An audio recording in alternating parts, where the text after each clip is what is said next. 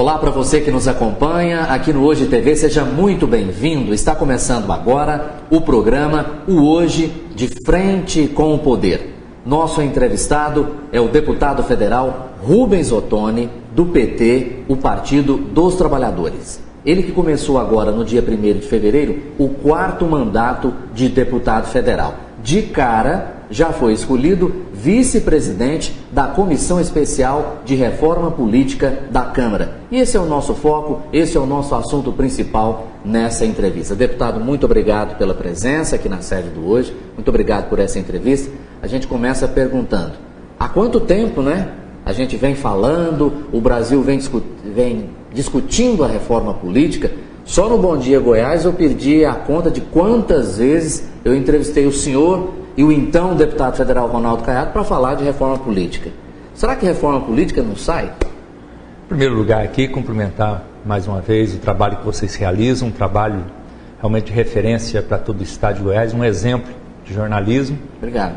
E dizer para você que esse pensamento que você tem sobre a reforma política e a dificuldade, eu diria o desafio que nós temos para que ela aconteça é uma realidade. Eu, desde que cheguei na Câmara Federal, em 2003, eu tenho me dedicado a esse tema.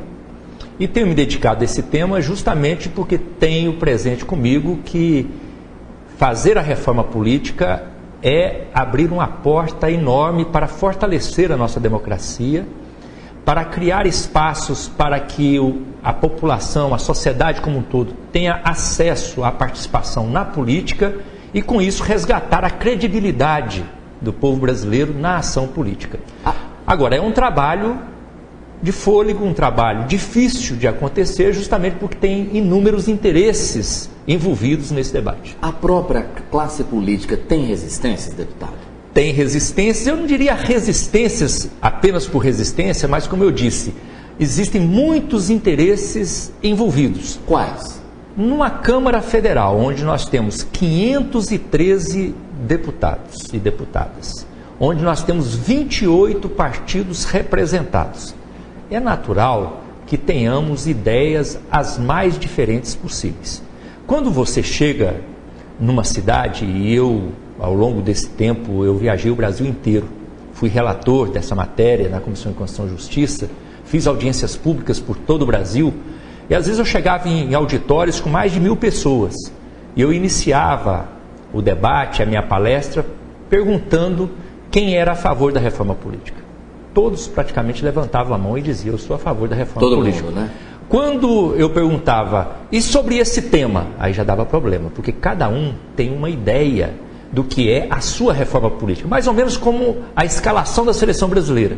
Você pergunta para o pessoal, quem torce para a seleção brasileira? Todos torcem. Agora, qual que é a sua seleção brasileira? Cada um tem a sua. Então, este é o problema da reforma política. Eu, por exemplo, eu tenho trabalhado e pelo acúmulo que eu tenho conseguido ao longo desse debate, eu não tenho dúvida nenhuma em afirmar que entre inúmeros temas, e nós temos aí mais de 50 itens no debate da reforma política, eu diria que um grande desafio que nós temos no debate da reforma política é diminuir a influência do poder econômico na escolha dos nossos representantes. Parece que esse é o maior desafio, deputado? Com certeza. Não podemos mais conviver com a triste realidade onde os nossos representantes, seja no nível municipal, no nível estadual ou nível federal, eles sejam escolhidos muito mais pelo dinheiro que tem no bolso, pela estrutura que tem na campanha, do que pelas ideias que ele tem na cabeça, pelos projetos, pelos programas, pelos compromissos que ele faz com a sociedade. Isso precisa mudar. E é até comum, deputado? A gente vê muitas pessoas dizendo o seguinte, que não entra na política porque não tem dinheiro. A gente vê até políticos com mandatos dizendo que não vai mais disputar uma eleição porque não tem dinheiro. Imagina, quem está no exercício do mandato fala, olha, não dá mais. E quantas lideranças em potencial, pessoas idealistas, pessoas que têm muito a contribuir e que não se envolvem na atividade política justamente porque não tem a mínima condição. Porque a disputa é uma disputa desigual, uma disputa, eu diria até, desleal. Como é que se acaba ou minimiza esse poderio econômico nas eleições, na visão do senhor? A primeira coisa é diminuirmos, como eu disse, diminuirmos a influência do poder econômico significa o quê? Tirar o espaço do financiamento privado. das campanhas. Acabar completamente? Olha, aí nós temos que discutir. Existem várias propostas, nós temos que chegar a um ponto de equilíbrio, a um ponto aí que qualquer ação nesse sentido eu vejo como positiva. Por isso que eu digo, diminuir a influência do poder econômico. Eu não diria terminar com a influência do poder econômico, mas se nós diminuirmos a influência do poder econômico, já será um grande feito para a reforma política. E isso, no meu entendimento, passa pelo não financiamento privado das campanhas. Agora, é claro que ao não ter financiamento privado, quando eu falo financiamento privado das empresas nas campanhas eleitorais, nós temos que criar uma alternativa. Tem várias alternativas. De repente, as pessoas podem fazer campanha com a contribuição de pessoa física ou contribuição com financiamento público das campanhas. Então, existem várias propostas que estão sendo discutidas, mas o que eu vejo como fundamental, independente daquilo que seja elaborado como tese, como lei, o desafio é descobrirmos uma forma de diminuirmos a influência do poder econômico, tirar o financiamento privado das campanhas para que as eleições sejam mais equilibradas, se dê oportunidade às lideranças que não têm poder aquisitivo para que elas possam exercer a política e, o que é mais importante, não deixar vulnerável os nossos representantes, porque evidentemente, na medida que existe o financiamento privado, isso é uma porta aberta também para a corrupção e para dever favor para A, para B ou para C. É o que nós estamos vendo aí em todos esses episódios de investigação que nós temos visto no nosso país nos últimos anos. Mas aí vem aquela turma também, né, contrária ao financiamento público, dizendo o seguinte: o poder público, não se deve ter dinheiro público nas campanhas, que é aquela história que o senhor acabou de dizer da escalação da seleção. E é verdade, é um raciocínio que eu respeito, porque a população, às vezes, que está mais distante da política, ela, às vezes, na sua inocência de enxergar o jogo, ela fala, não, mas deixa o financiamento privado para as campanhas, nós vamos colocar dinheiro público, o dinheiro público que poderia ser da saúde, da educação, vai colocar na mão desses políticos bandidos que querem roubar, só querem do seu interesse, então não coloca dinheiro lá não, como se ele estivesse defendendo o dinheiro público, mas ele não percebe o que acontece por detrás, nos bastidores da política, que é o quê? Evidentemente que quem investe o seu dinheiro privado numa campanha, ele não investe, não é um dinheiro apenas que ele coloca para gastar, é um investimento que ele faz. E quem faz investimento sempre está pensando no retorno. E o retorno que vem é qual? É o dinheiro público que deixa de existir lá também para a saúde, para a educação. Então é isso que precisa ser pensado e vejo que é um grande desafio. E como você disse, não existe ainda um consenso sobre essa matéria, existem posições diferenciadas e por isso mesmo, às vezes, é lento a definição sobre essa matéria. Qual a visão do senhor sobre as coligações proporcionais, o voto em lista? Esse também, Murilo, eu diria um dos grandes desafios da reforma política, que é, no meu entendimento, nosso desafio é diminuir a pulverização da representação parlamentar. Tá demais, né? A pulverização, ela fragiliza a democracia. Ao contrário do que alguns pensam. Né? Porque às vezes fala assim, olha, quanto mais partido melhor, quanto mais diferença melhor. Nem tanto. É claro que, democraticamente, nós defendemos que todos os espectros ideológicos, todas as visões ideológicas, elas têm o direito de se fazer representar. Mas convenhamos que nós não temos 30 espectros ideológicos, 30 ideias diferentes. E a pulverização da representação, ela fragiliza a democracia, cria dificuldade para a governabilidade e acaba abrindo espaço para uma mesa de negócios. Porque essa pulverização, ela induz a ter que negociar, e nessas negociações, nem sempre elas são republicanas. Então este é o grande desafio. Quando eu cheguei na Câmara Federal em 2003, o mandato de 98 a 2002 me parece que tinha 12 partidos representados. Em 2003, aí passou-se para 16. Hoje nós já temos 28 partidos representados na Câmara Federal. Convenhamos que é um exagero. Agora, às vezes quando você vai discutir, pega-se pelo outro lado. Você está querendo tirar a democracia, o direito das pessoas... Não, de maneira nenhuma. Uma coisa é ter apenas 2, 3 partidos, mas ter 30 partidos representados na Câmara Federal, Eu vejo que isso dificulta, fragiliza a democracia, dificulta a governabilidade e a discussão acaba sendo mais em torno de negociações do que realmente do interesse da população.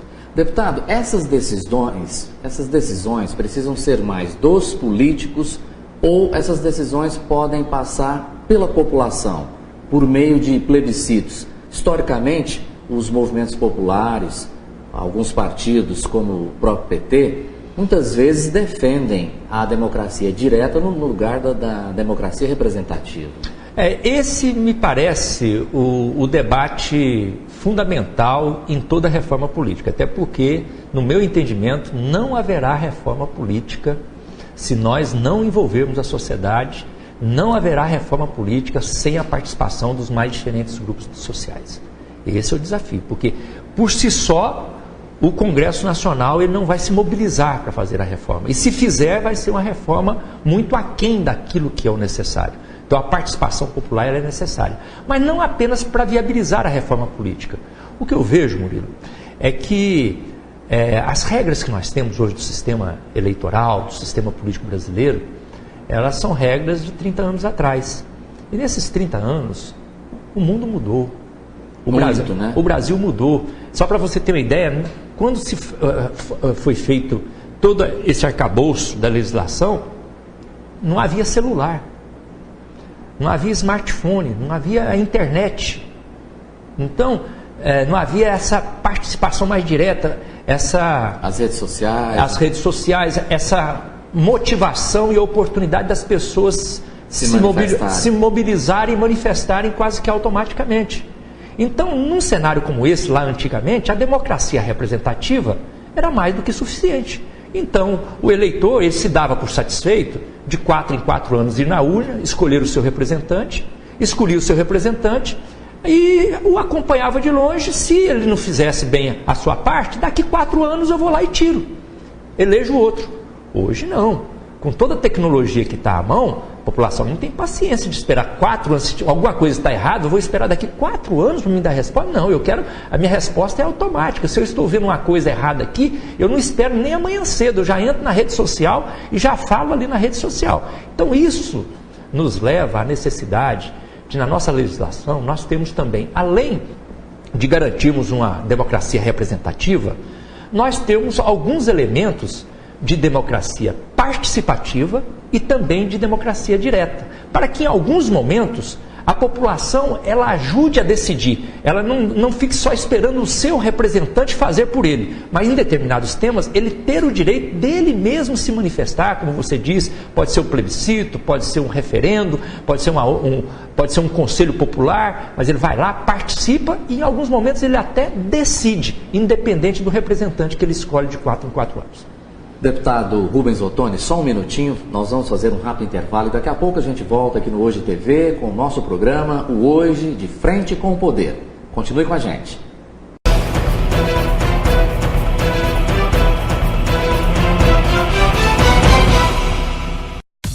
Informação de qualidade ao seu alcance. Com mais de 50 jornalistas, o Hoje traz as últimas notícias sempre pautado pela credibilidade e seriedade em todas as editorias. E classificados com muitas ofertas de produtos, serviços e publicações legais. O Hoje possui estrutura própria que permite agilidade e qualidade na impressão, garantindo a distribuição em 93% dos municípios. Nas 15 maiores cidades, região metropolitana em torno de Brasília e Distrito Federal, conta com logística própria e correspondentes. A distribuição é dirigida ao comércio, condomínios, órgãos públicos, entidades de classe e outros locais de grande fluxo. Com média de 12 leitores por exemplar, o Hoje atinge 310 mil pessoas diariamente. Essa grande cobertura coloca o Hoje entre os jornais de maior influência do Centro-Oeste. Forte presença na internet, com acesso livre no portal. Leia e anuncie. O Hoje, o único com informação gratuita que tem conteúdo.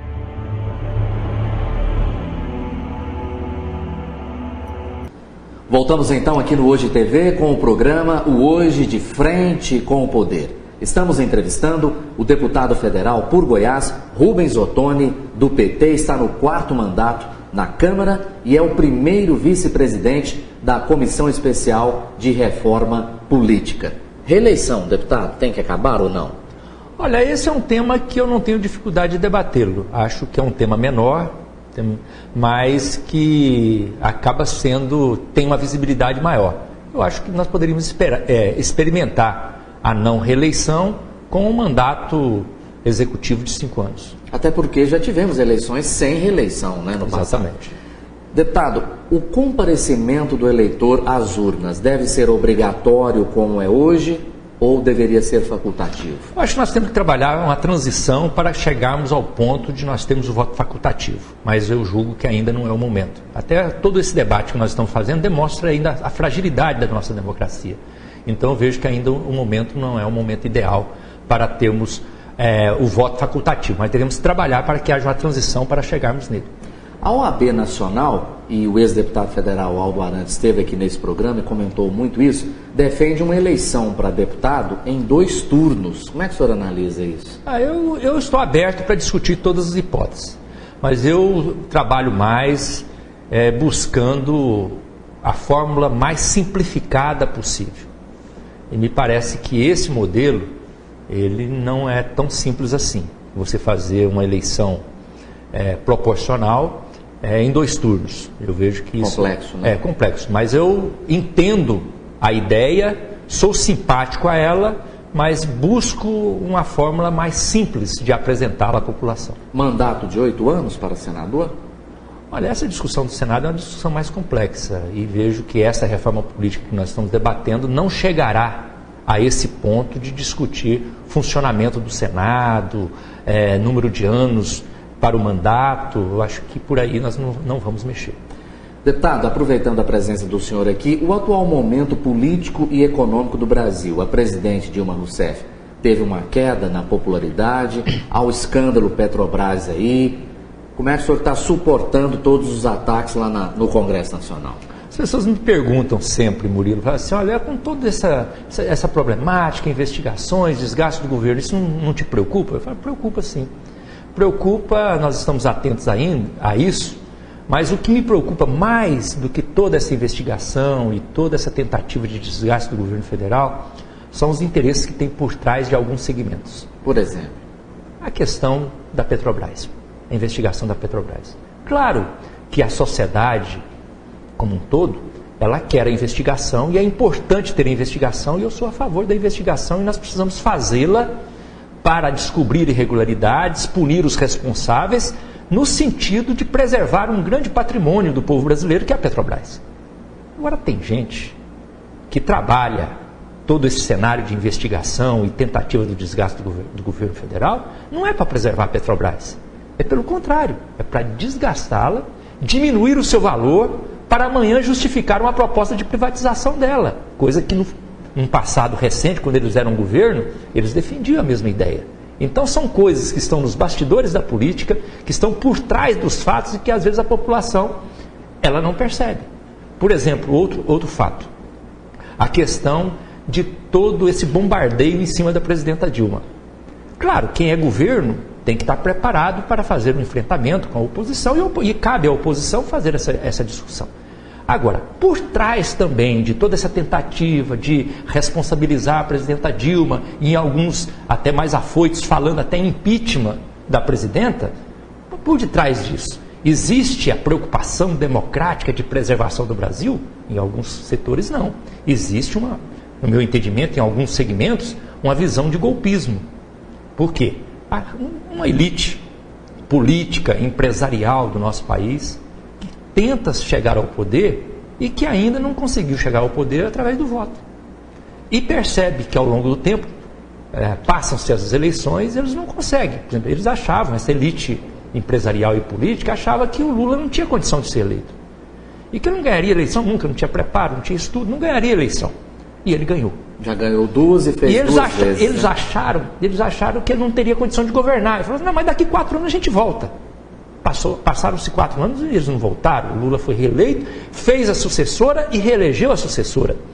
Agora, depois de 16 anos, essa elite começa a pensar, poxa, mas demorou demais, nós estamos esperando chegar no poder e não estamos chegando através do voto. E já começa a antever que daqui 4 anos vai ser mais difícil ainda, porque se agora eles não conseguirem ganhar da Dilma, daqui 4 anos talvez eles tenham que enfrentar o Lula.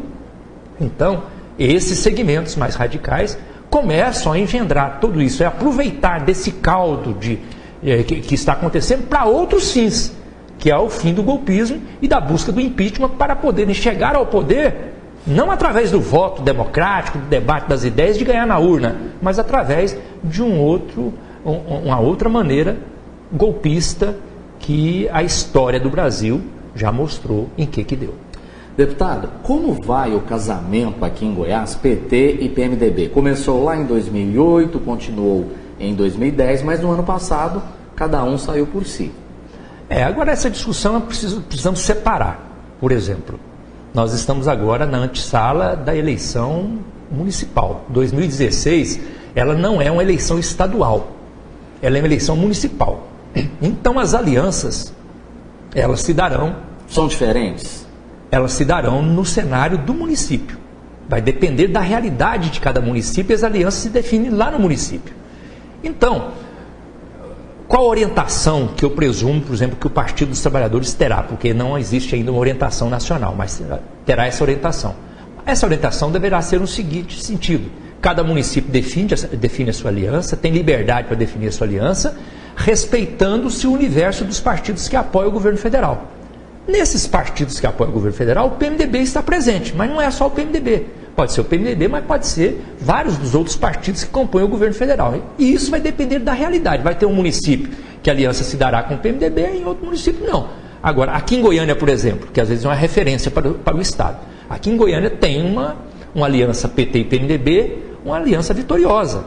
Vitoriosa já de 2 mandatos, 2 eleições. Então é natural que tanto da parte do PMDB quanto da parte do PT haja o interesse de manutenção dessa aliança. Há uma orientação, deputado, das direções nacionais, tanto do PT quanto do Democratas, para que esses 2 partidos não se aliem em nenhum lugar do Brasil.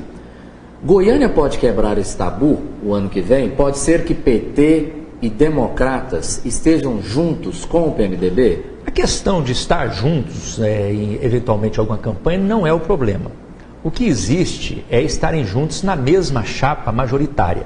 Por exemplo, aqui em Goiânia, eu não vejo nenhum problema se o candidato a prefeito é do PT, como é hoje, o vice é do PMDB, como é hoje, ter o apoio e a presença dos democratas, não tem problema nenhum.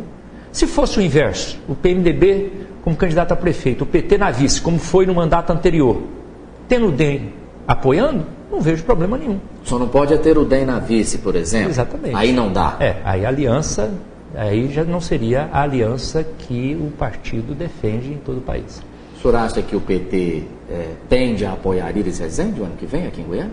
Não, a tendência é o PT buscar lançar um candidato a prefeito, como também eu vejo que é legítimo que o PMDB apresente nomes, não apenas o nome do Iris Rezende, mas outros nomes. O PMDB é um partido que tem solidez, que tem respaldo na sociedade, tem legitimidade para apresentar nomes, como o PT também tem. Este ano de 2015 vai ser um espaço para avaliarmos, descobrirmos o melhor cenário, e no início do próximo ano, caso essa aliança ela realmente seja garantida a sua continuidade, descobrir quais os nomes à altura para representá-la, para não apenas disputar, mas disputar e ganhar as eleições. O senhor e o ex-prefeito e ex-candidato a governador Antônio Gomide, são irmãos, estão satisfeitos com a gestão de João Gomes em Anápolis? Ah, sim, o prefeito João Gomes tem feito um trabalho excelente, é um orgulho para todos nós. Eu que acompanho o João Gomes desde o início da sua atuação política, fui eu que o convidei para vir para o PT, ele participa das minhas campanhas eleitorais desde 1998, desde a minha eleição para deputado estadual. Vê-lo hoje à frente da prefeitura é motivo de orgulho pelo trabalho que desenvolve. Por quê? Porque tem sido uma administração de sucesso. Muitas pessoas colocavam dúvidas. E agora? Será que vai ter continuidade devido ao êxito da administração nossa anterior? Mas o prefeito João Gomes não apenas tem dado continuidade às ações importantes da administração anterior, quanto tem buscado novas alternativas e novas ações. É por isso que eu digo que essa administração será melhor do que a anterior. Por quê? Porque vai continuar fazendo aquilo que a administração anterior fazia e fará novas coisas que ainda não tínhamos realizado na cidade. Qual é o futuro de Antônio Gomide? É uma grande liderança, que já era uma liderança consolidada em Anápolis e agora se tornou uma liderança estadual. Isso, com toda certeza, é um patrimônio político do nosso partido no Estado e uma liderança preparada para qualquer atividade. Se houver oportunidade no governo federal, ele estará no governo federal, mas ele não tem essa preocupação, nem nós temos. Ele já está cumprindo um trabalho importante de fortalecimento do partido em todos os municípios e será peça importante na articulação e no fortalecimento das nossas candidaturas nas eleições municipais do próximo ano. Ele pode assumir algum cargo federal nos próximos dias? É possível. Qual seria? Não é essa, não estamos com essa pretensão, mas se houver oportunidade, com certeza ele tem todas as condições para desempenhar esse papel. Tem uma área de interesse? Não, nós não estamos, como eu disse, nós não estamos buscando, mas é um nome natural, porque é um nome à altura para poder representar o nosso Estado. Muito bem. Este, então, o deputado federal Rubens Ottoni, do PT, Partido dos Trabalhadores, primeiro vice-presidente da Comissão Especial de Reforma Política na Câmara dos Deputados. Deputado, muito obrigado pela presença, muito obrigado por essa entrevista. Satisfação, parabéns pelo trabalho. Muito obrigado. Você pode continuar nos acompanhando aqui no Hoje TV, em nosso programa, o Hoje de Frente com o Poder. Muito obrigado pela sua companhia e até nosso próximo encontro.